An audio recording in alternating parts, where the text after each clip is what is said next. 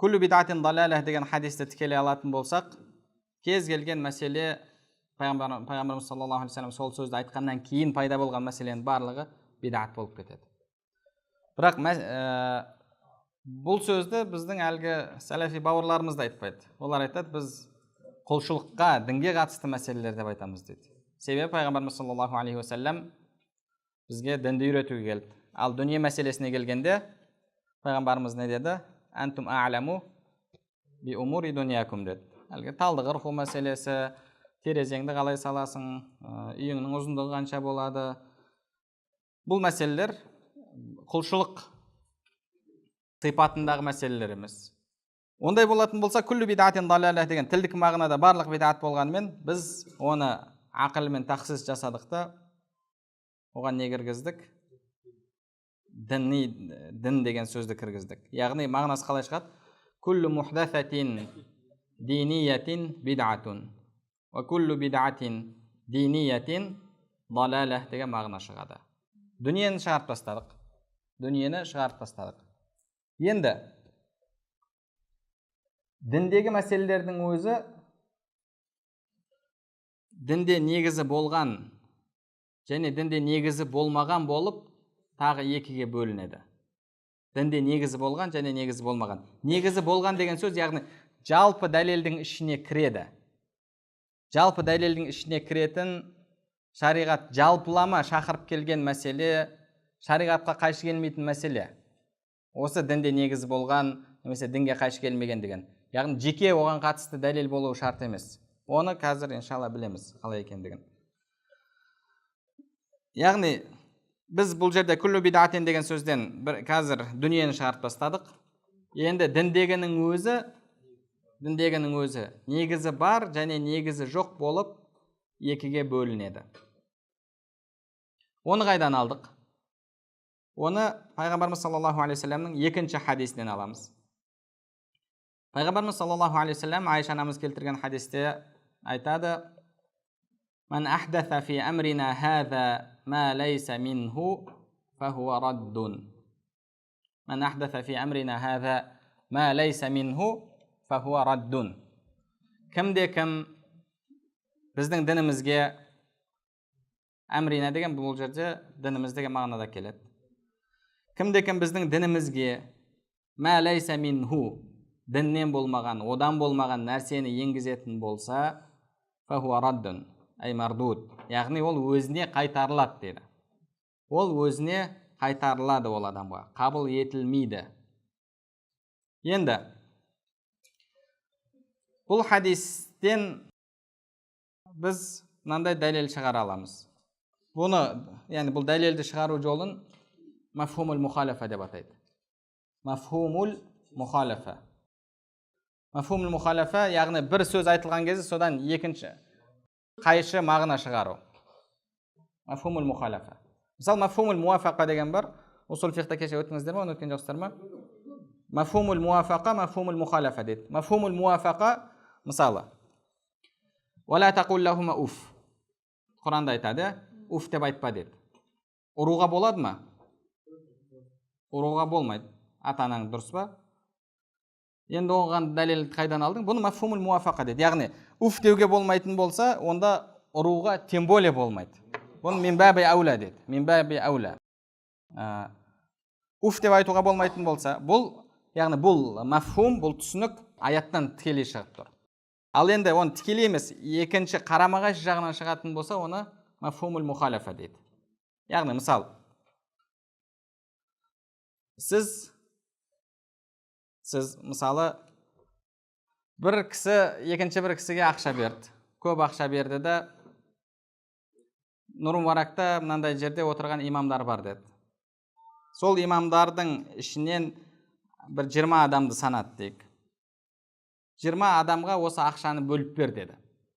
Әлгі ақшаны алған адам пәленші түгеншіге бөліп бер деген 20 адамның атын естіген кезде ол одан қандай мағына шығарады? Яғни бұдан басқа адамдарға берме деген мағына шығарады.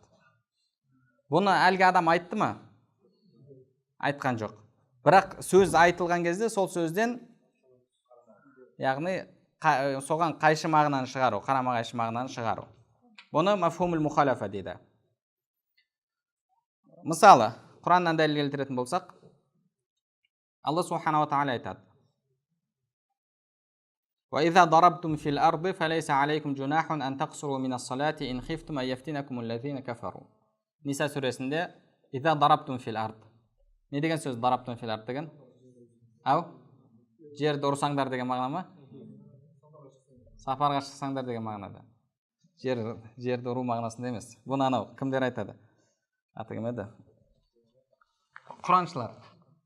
Құрандағы анау والتي تخافون نشوزهن فعظوهن واهجروهن في المضاجع واضربوهن деп келіп тұр ғой. واضربوهن деген бұл жерде ұру мағынасында емес дейді. Қандай мағынасында десең, ол Құранда ол дараба сөзі ұру мағынасында келе бермейді дейді. Дараптум фил ард деген ғой деп. Яғни бір бастарында күмәндар бар. Дұрыс, ол басқа мағынада келеді. Бірақ ол дараба фил ард деген сөзбен дараба фуланан деген екеуі екі түрлі мағынадағы сөз ғой. وَإِذَا ضَرَبْتُمْ فِي الْأَرْضِ жер бетінде жүретін болсаңдар, сапарға шығатын болсаңдар, فَلَيْسَ عَلَيْكُمْ جُنَاحٌ أَن تَقْصُرُوا مِنَ الصَّلَاةِ намазды қасыретіп оқуларыңа болады, оның еш оқасы жоқ. إِنْ خِفْتُمْ أَن يَفْتِنَكُمُ الَّذِينَ كَفَرُوا егер кәпірлерден бір зиян келеді деп қорықсаңдар дейді. Кәпірлерден зиян келеді деп қорықсаңдар. Енді бұдан қандай мағына шығады?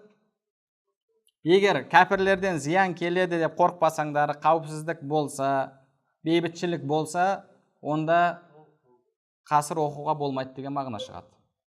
Бұны не дейді? Мафхумул мухалафа дейді.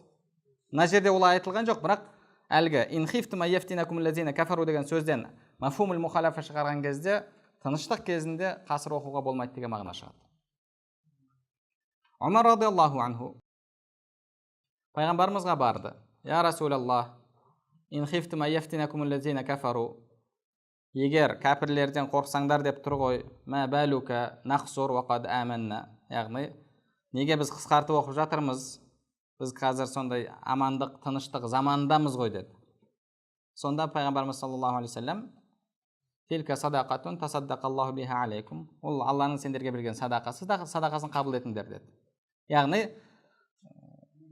бейбітшілік заманда да, тыныштық кезінде де сапарға шықсаң қысқартып оқи бересің. Умар радиаллаху анху мафхумул мухалафамен түсінді да келіп сұрады. Осылай деп. Пайғамбарымыз саллаллаху алейхи вассалам кейін бұл Алланың садақасы екендігін айтты. Мысалы бағанағы біз келтірген хадис фи сайматил ғанами зака, яғни өрістегі немесе өрісте жайылған қойдан зекет бар деген сөзден мафхумул мухалафа шығаратын болсаң, өрісте жайылмаған болса, одан зекет жоқ деген мағына шығады. Бұны не дейді? Мафхумул мухалафа дейді. Енді Мән ахдаса фи амрина хаза ма лайса минху фахуа раддун деген хадистен ма лайса минху фахуа рад, яғни кім біздің дінімізге діннен болмаған нәрсені енгізетін болса өзіне қайтарылады деген сөздің мафхумул мухалафасын алатын болсаң, онда кім діннен болған нәрсені енгізетін болса фахуа гайру мардуд, онда ол қайтарылмайды деген мағына шығады. Қайтарылмайды деген мағына шығады. Усул фиқ оқыған адам айтуы мүмкін: жақсы, бұл жумхурдың көзқарасы ғой деп.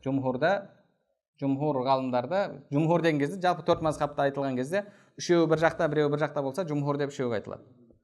Шафиилерде, маликилерде, хамбалилерде мафхумул мухалафа құжат болып есептеледі. Ханафилерде құжат емес. Мафхумул мухалафа бұл құжатқа жүрмейді дейді. Мысалы, олар келтіреді, кейбір Құрандағы оларды дәлелдерді келтіреді. Кітапта қарайтын болсаңыз, екі жақтың мұнақашасын бір-біріне, мысалы, кімдер келтіреді? Ханафилер келтіреді.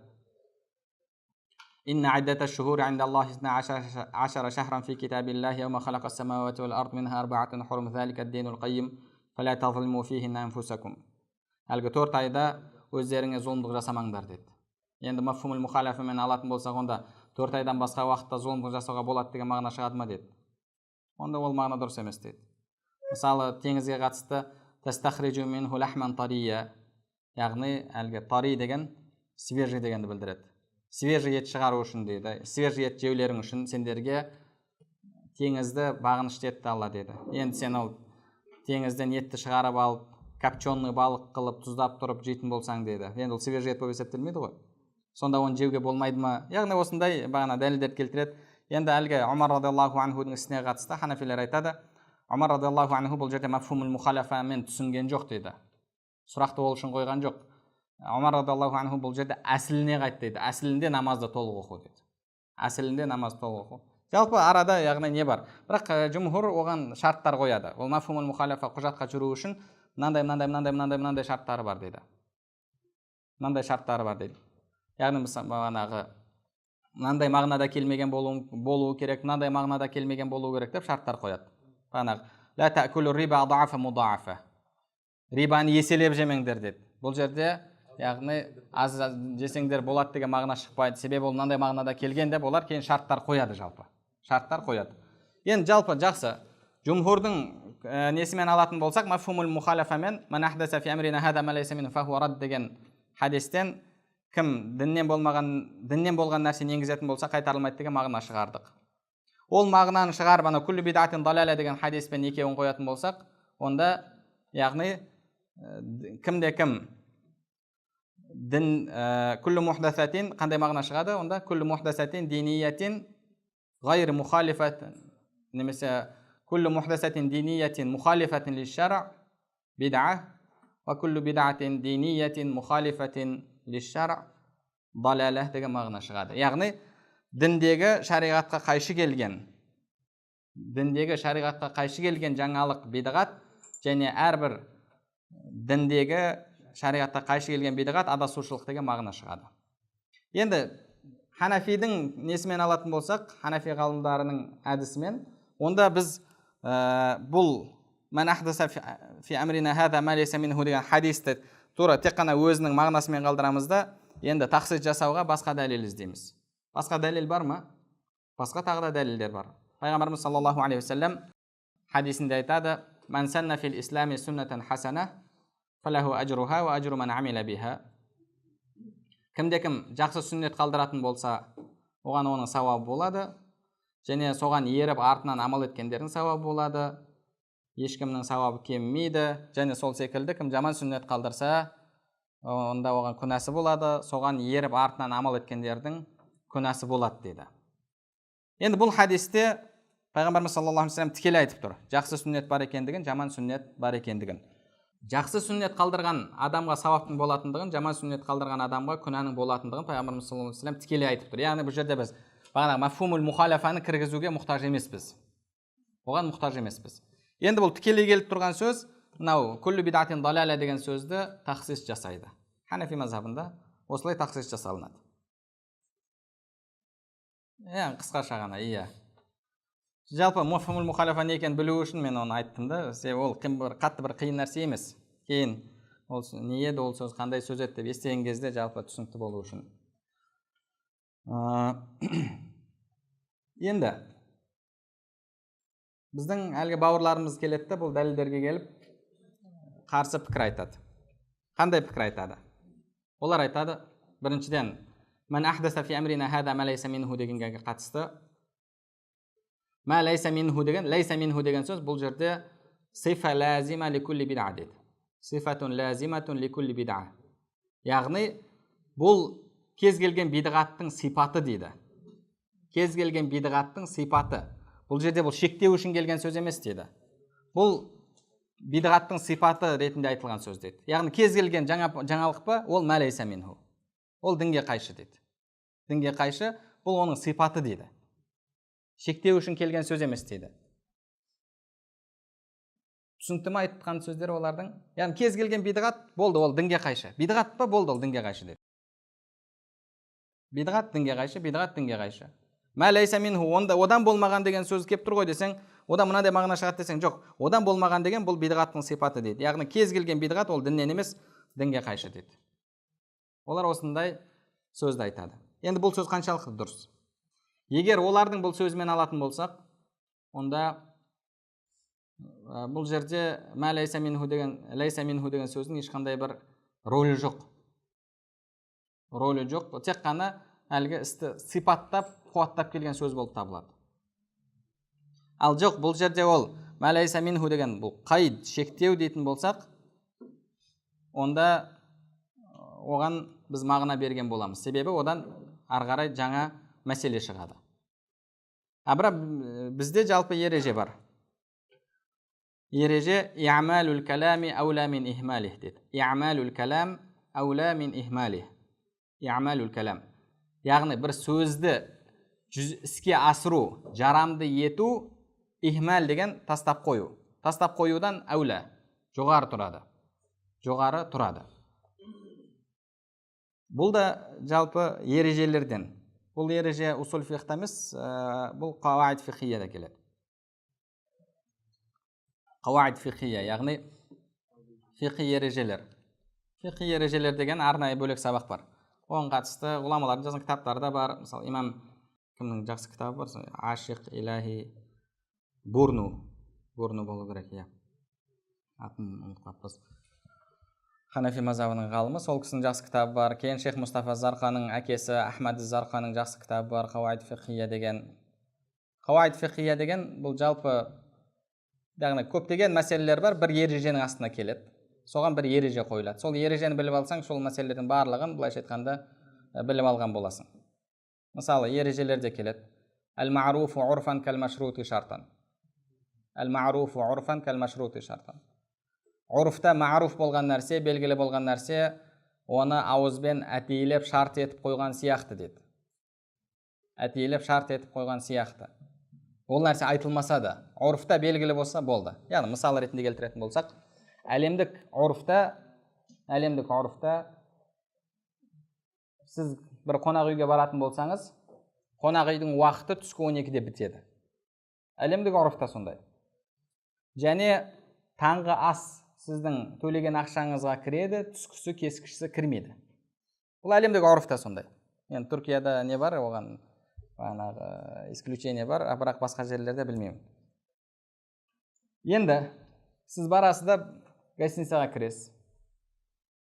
Мысалы, түнгі 10-да кірдіңіз. Түскі бір күнге дедіңіз. Түскі 12-де сізге келіп шықтып жатса, сіз мен шықпаймын, мен түнгі 10-да кіргем, неге мен қазір шығуым керек, бір күн мен кешкі 10-да шығам дейсіз. Сөйтіп, қазиға жүгінетін болсаңыздар, кім жеңеді бұл жерде? Қонақ үй жеңеді. Себебі әл-ма'руфу урфан кәл-машрути шартан. Ол ма'руф болған урф. 12-де бітетіндігі. Немесе түскі тамақты жеп алдыңызда, түскі тамағын жеп алып, мен төлемеймін. Қай жерде жазылып тұр төле деген деп. Әл-ма'руфу урфан кәл-машрути шартан. Ол бүкіл әлемдік системада солай. Таңғы ас кіреді, түскісі, кешкісі кірмейді. Мысалы, ереже. Яғни сол ережемен амал етесіз. Немесе әл-айбрату бил-мақасид вәл-маани ла бил-алфаз вәл-мабани дейді. Яғни бір сөз айтылған кезде оның мағынасы мақсат етіледі, оның сыртқы көрініс емес. Мысалы, біреу сізге келіп, уахабтука, мына нәрсені мен саған сыйладым, мына затты мен саған 10 000 теңгеге сыйлаймын десе. Бұл жерде сыйлаймын деген сөзді айтты, сіз жарайды деп алып алдыңыз, кейін сізден ақша сұрап жатса, сен сыйлаймын деп айттың ғой дейтін болсаңыз, қазиға жүгінетін болса, қази анаған не қып береді. Неге? Себебі артында 10 000 теңгеге деген сөз келді ме, бұл жерде ол сыйлау деген сөз сату мағынасында келіп тұрған білдіріп тұр. Ол сыйлау деген сөз қолданылғанымен. Яғни осындай ережелердің бірі, мысалы, иъмалул калам аула мин ихмали. Сөзді жүзеге асыру, оған жаңа мағына беру, оны тастап қоюдан жоғары болады. Ондай болатын болса, ма лайса минху дегенде лайса минхуды әшейін сипат емес, оны қайт деп алатын болсақ, бұл негізгі ғылымға сай болады. Бұл біріншіден.